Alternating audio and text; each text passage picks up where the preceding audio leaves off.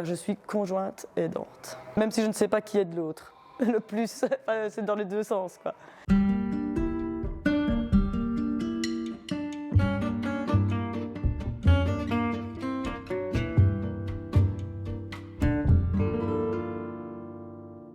Mais voilà, je suis Sophie, avec Jonathan, mon compagnon, on a une petite ferme à Saint-Hubert, on fait principalement de l'éco-pâturage. On a beaucoup de brebis de race entre-Sambre et Meuse, une race locale menacée. On fait l'élevage des agneaux à la maison à Atrival, on fait de l'engraissement et on a aussi des porcs plein air, des truies, un verra et tout ce qui suit, ainsi que des vaches et des chevaux pour l'entretien du site. Donc on a un petit magasin à la ferme où on propose notre viande, des légumes bio, une petite épicerie bio ainsi que des produits locaux, principalement de la province de Luxembourg. Moi au départ, je suis licenciée en gestion et puis prof d'économie. Et de fil en aiguille, voilà, on a commencé la ferme. Donc là, j'ai aussi ma licence de boucher maintenant. Donc moi, j'ai le statut de conjoint aidant puisque mon compagnon était déjà indépendant quand on a commencé la ferme. Donc je n'allais pas me remettre indépendante à côté de lui.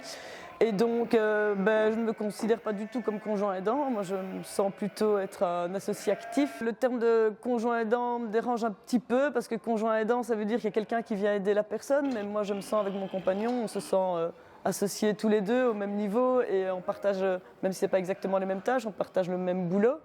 Et donc, je ne suis pas plus conjoint aidant qu'il n'est conjoint aidant pour moi. On est vraiment utiles et nécessaires l'un à l'autre.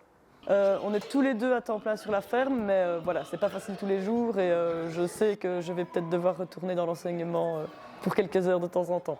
Je pense que dans beaucoup de cas, afin de combler les trous, entre guillemets, ce sont souvent les femmes qui partent travailler à l'extérieur, même si, en avoir parlé avec beaucoup, je sais que ce qu'elles voudraient, c'est être aussi à temps plein sur la ferme, mais et c'est vrai, hein, ça en fait, c'est souvent la femme qui va travailler à mi-temps. Alors souvent, quand on se retrouve en réunion avec les ingénieurs, avec tous les responsables de l'éco-pâturage, je me sens un peu la seule femme, mais je me sens quand même écoutée. Je pense qu'en agriculture, il est très très important de laisser la parole aux femmes, de les inviter en réunion, de les faire participer, parce qu'il y a énormément de richesse.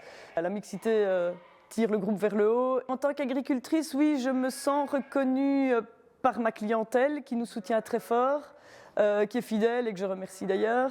Naturellement, à la ferme, mon compagnon s'est dirigé vers les machines, vers le travail du sol, le travail des prairies, les clôtures. Même si dans l'absolu, en fait, j'aime pas de conduire le tracteur, donc ça m'arrange bien.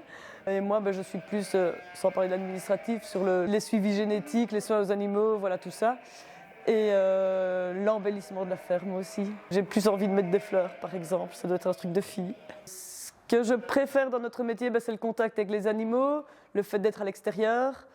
En plus ici, on aime développer toutes ces valeurs d'environnement, de bien-être animal, parce qu'une alimentation saine commence par manger un animal qui a bien vécu, qui a été heureux dans un environnement sain. Le fait aussi de devoir toujours chercher à se former, à comprendre, voilà, on est tributaire d'éléments extérieurs et de contraintes comme la météo, le climat, comme le gouvernement.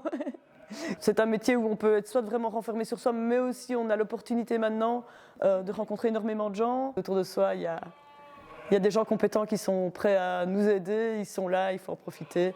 Il est aussi important dans ce métier, je pense, de se faire sa propre expérience, de se faire son propre chemin, parce que chaque exploitation est différente, chaque spéculation est différente, chaque terroir est différent et chaque personne est différente et ses sensibilités également. Et donc voilà, il faut aller écouter énormément chez les autres, se nourrir de tout ce qu'ils racontent et retranscrire ce qui nous intéresse chez nous. Moi, ce que je voudrais renvoyer comme image aux filles et aux femmes qui veulent se lancer, c'est allez-y, n'écoutez pas les autres.